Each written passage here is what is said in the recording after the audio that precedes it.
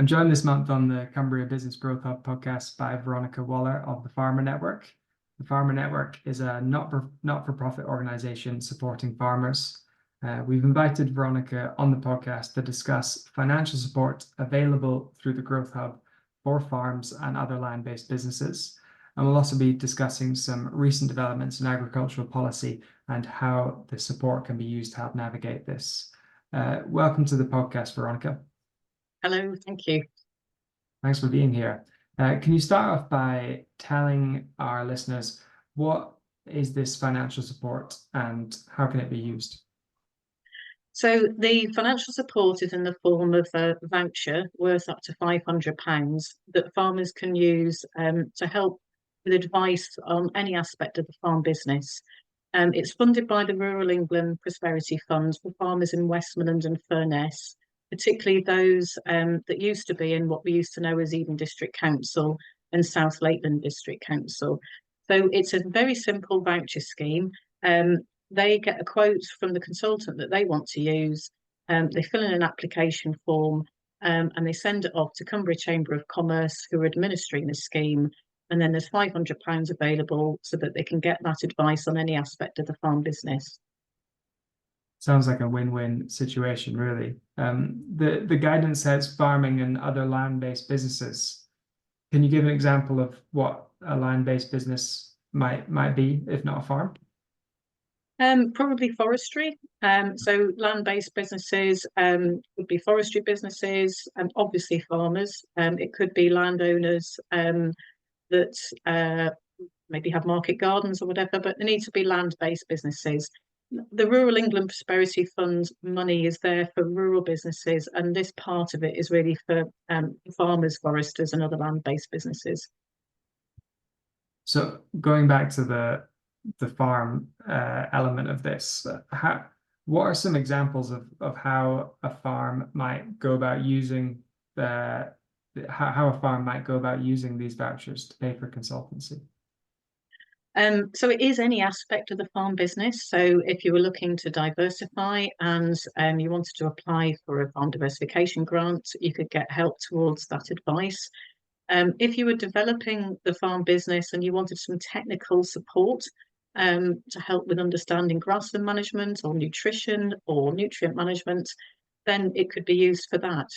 One of the things which I think is really critical at the moment is helping farmers understand the new environmental schemes and how that might not replace, but maybe help towards support for their farm businesses that are coping with the phase out of the basic payment scheme. Yeah.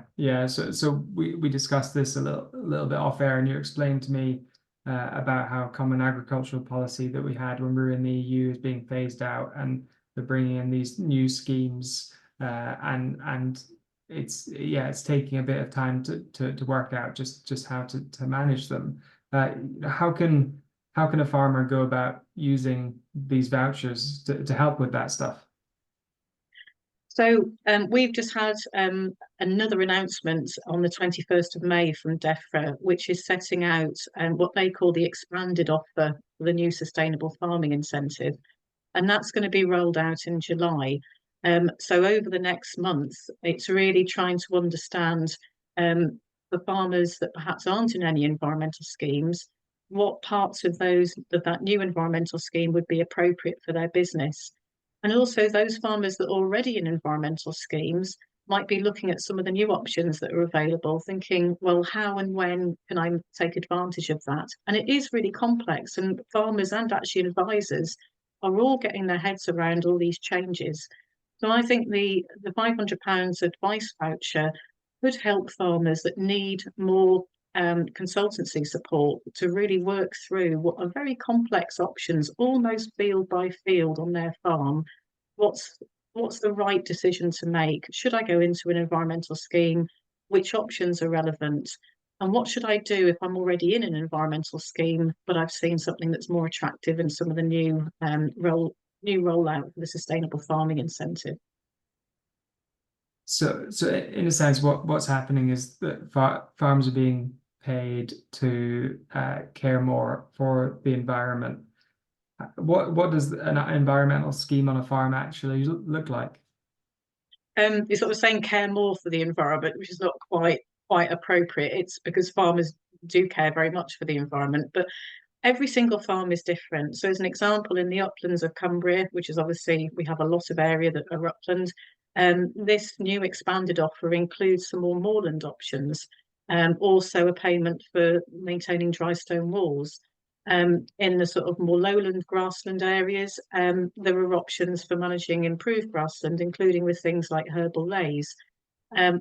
There's also an option to take some land out of production, and let things like scrub grow up, or just not graze it alongside watercourses.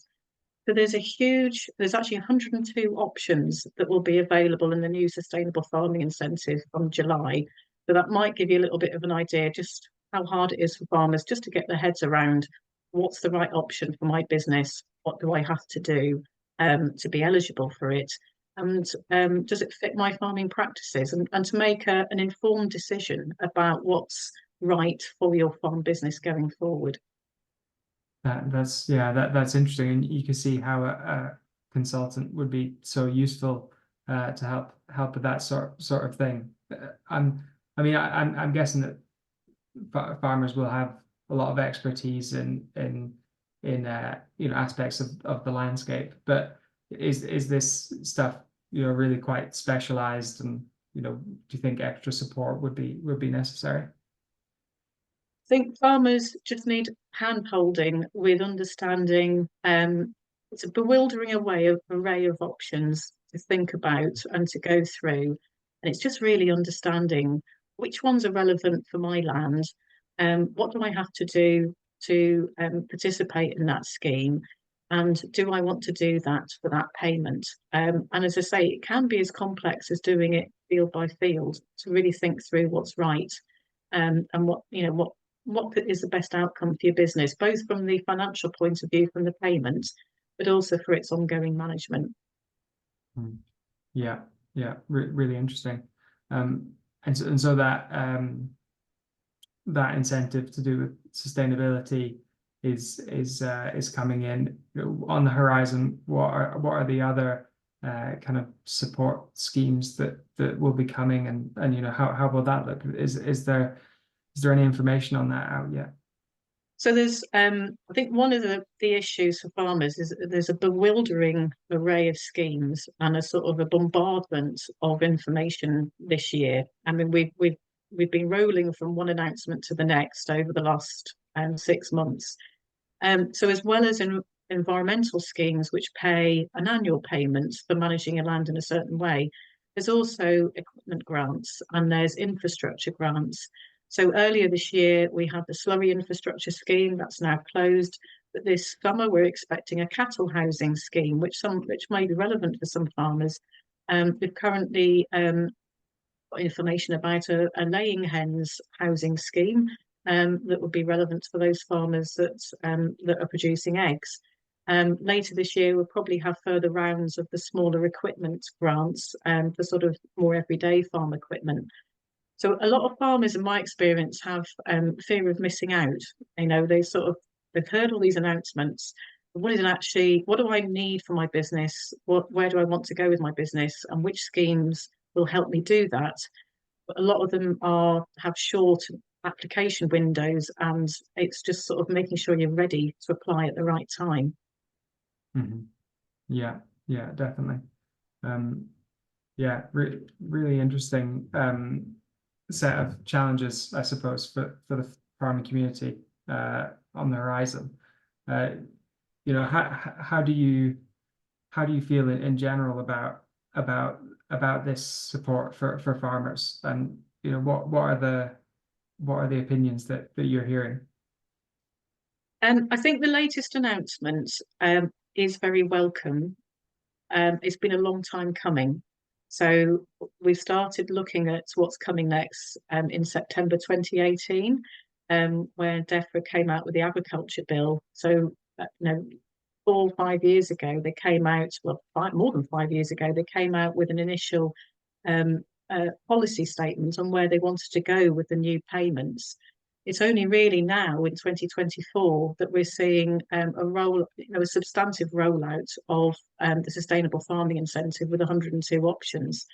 So it's taken a long time coming. Meantime, farmers this year will have at least halved their old payment. So they've been losing money out of the old support scheme that was part of the Common Agricultural Policy. But only in the last, I would say, year are they able to get much money out of the new system. And I think it's a lot of information for farmers to take in and for advisors as well. So we're all trying to get to grips with what's available. And what I would say is that this voucher scheme is a way of farmers getting up to £500 of support towards the cost of getting an advisor to help them understand what can help their businesses.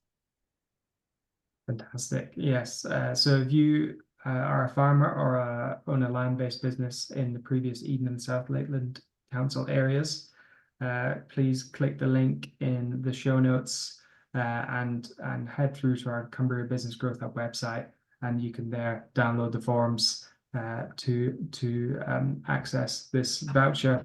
And if you're having any issues at all, just give us an email and we will be happy to help. The email address is on that page as well. So Veronica, thanks so much for joining us on the podcast. It's been fascinating talking to you. And Thank you. Thank you.